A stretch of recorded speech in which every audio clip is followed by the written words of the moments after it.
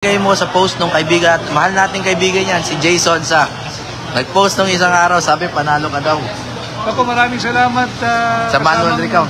Maraming salamat kasamang Jason sa iyong paniniwala. Hello kabibig, eto na mga kabibig ha. Fresh news to kung saan nagtipon-tipon ang Duterte 7. If naalala nyo, itong mga PDP laban senators noong tumakbo sa 2025. Nako, ang pagtitipon ng Duterte 7 para mapirmahan ang ating reiterative request for Senate investigation in aid of legislation, COMELEC irregularities in the May 2025 national and local elections. Yun na nga kabibig. Parang nag-request talaga ang Duterte 7, ang PDP laban senators ng manual counting. Kasi sa manual counting, di umano, ang nanalo daw mostly ay ang Duterte 7. Sina Vic Rodriguez, Jimmy Bundok, si Pastor Kibuloy, si Dr. Mata, si JV Hinlo. Yun daw di umano ang nanalong mga kabibig. Na pinost ito ni Jason sa. Kaya parang biglang lumukso ang dugo ng maraming Duterte supporters dahil parang may nakita silang liwanag na kung saan ramdam naman nila nung panahon ng eleksyon na talagang panalo ang PDP laban senators. Nako kabibig, paano na yan kung ang Senate President ay si Soto, tapos si Lacson, sa balita ni Jason sa nabasa natin, si Soto, si Lacson, si Pangilinan, si Lapid, si sino pa ba? Bam Aquino, itaw daw yung talo sa manual counting. Wala ko. Ito kaya ito mga bibig? O meron tayong video galing kay Attorney Jimmy Bundok kasi nagtipon-tipon sila ngayong gabi at napag-usapan nila na kung pwede yung manual counting at nagpasalamat din sila kay Jason sa. Ang tanong, saan galing ni Jason sa yung impormasyon na iyon? Diba? Watch this video. Magandang gabi po. Mabilis na live lang. Gusto ko lang pakita sa inyo yung mga seatmate ko ngayon. Magparami lang muna tayo bago ko kasi sila pakita sa inyo. Nandito po kami ngayon sa Mary Grace. Mary full of grace. Gusto ko lang kayong pasayahin dahil alam ko mga fans kayo nitong aking mga kasama ngayon. Yung una papakita ko na, kasama ko ang aking partner. Hello. Si Bobet Torion. Attorney Bobet. Magandang gabi, bayan. Magandang gabi. Pilipinas. Konti pa yung mamaya yan, daan-daan na yan. Patamihin natin. Magandang gabi po sa inyo para sa bayan ito na meeting. May meeting lang po kami. Meron pa kami ibang kasama na, ayan, dumadami na. Baka lang kasi na-miss nyo. Ito, unahin ko na to. Arwa Panay Island Contingent. Kasama po natin si Attorney JV Hindo. Duterte. Mayong gabi sa tanan. Kasama natin yung mga abogado ng Team DDS. Puro abogado pala to. Oo, mga abogado, no? So, nandito kami kasi meron kaming ibibigay na sulat sa Senado. Hingin natin na maging malinis at patas ang susunod na eleksyon. Kaya At yung nakaraan. Yung buklatin natin. Sa pamaraan na kailangan dapat magkaroon ng manual counting sa precinct level moving forward. Kasi hindi natin nasisigurado how accurate yung vote counting machine. Oo. Tsaka alam naman natin, lumihis pumunta sa data center 3. Yeah, maraming violation. Maraming violation. Kaya, Online voting. Tama.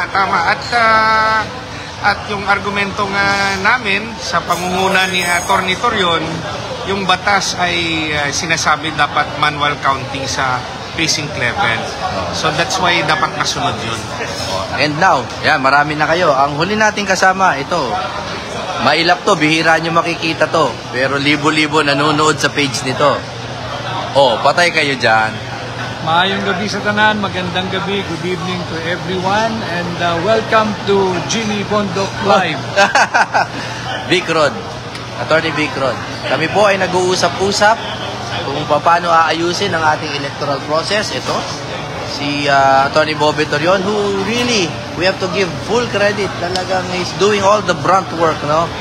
But we also are asking for your help to make an open call sa Senado na panahon na natapusin natin at tuldukan yung tuwing halalan ay meron pong massive disenfranchisement of voters at yung hindi nabibilang ng tama yung boto. Kailangan nating manawagan sa Senado na gawin na ito sa lalong madaling panahon nang hindi naman nila salaulain at nakawin muli ang boto pagdating ng 2020. Tulungan niyo po kami. I-on the spot ko si Attorney Vic ngayon. Attorney Vic, ano palagay mo sa post ng kaibigan, mahal nating kaibigan yan, si Jason sa nag-post nung isang araw, sabi panalo ka daw. Ako, maraming salamat Sa manual recount. Maraming salamat kasamang Jason sa iyong paniniwala. But hanggang doon lang dahil pangit naman, it will be self-serving. Kung sa ating galing. On it. Salamat sa tiwala. Salamat sa kumpiyansa. Mabuhay ka, Jay.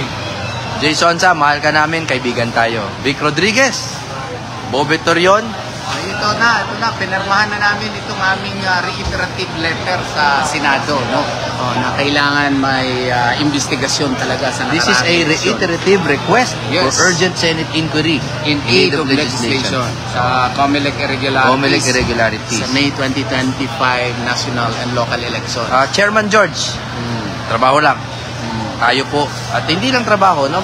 Paniniwala lamang para po ito sa ating bayan at sa ating sistema. Yes. Okay? So, ano tayo? Let's see who may the best man win. Ganun na lang. Okay. Abangan din ninyo magpo-produce ng concert si Jimmy Bondok at kami ang kanyang mga guest. Ako yung guest. Front act ako. Kung JB Hinlo, kung naniniwala ang COMELEC na malinis ang 2025 election, wag na kayong kumontra sa manual recount. Buksan natin. Buksan para malaman kung accurate nga yung vote counting machine. Kung sa tingin nyo malinis ang eleksyon, anong kinakatakutan nyo? Buksan. Gusto namin matalo ulit. Yes. Matatalo kami ulit sa manual recount. Okay lang, pero buksan natin. Buksan natin. Which is, by the way, in the letter of the law, Kasi yan yung nasa batas. sa batas naman yung manual ang counting eh. Huwag nyong i-delay. Dapat yung nag-utos na ang Korte Suprema na Sa OSG. na Na mag-comment. kung may comment sila sa petition na final for manual counting, wag na kayong mag-comment para tuloy-tuloy na. Total. If they don't comment, of course, legally, they have waived the right to present their evidence. Kasi sabi naman nila malinis ang election, ba't pa sila magko-comment? Tama. Kahit yung counting yan, makina o manual counting, kung walang dayaan, ba't kayo matatakot? Buksan natin. Palagay ko, i-end ko na tong live kasi umiinit na ulo. Pag umiinit ang ulo ni JB, natatakot ako talaga eh. Di ba? Naalala mo nung proclamation ni Bongo? Oo, nakita ko yun. Parang iniwanan tayo dun. Oo, nag-speech siya. Tapos sabi niya, alam mo, kung wala lang dayan sa COMELEC, diyan kami nakaupo kasama na.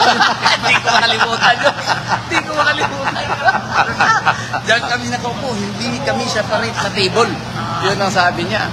So bago magbabay, gusto lang namin mag-hello sa supporters at pati sa mga bashers. Yan. Sa mga bashers, salamat po sa pagbibigay niyo ng pansin sa amin at sa pagpapakita kung gaano kasama ang mga amo ninyo.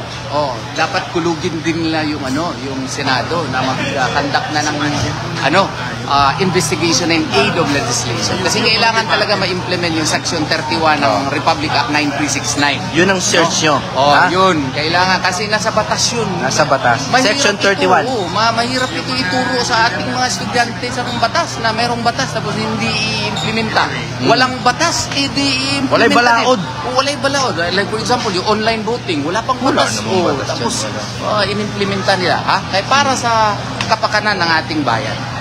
So bago magpaalam, I want you to know na ito Duterte 4 lang muna kami ngayon. Itong Duterte 4. ay strongly endorse them, not for anything, but as good people.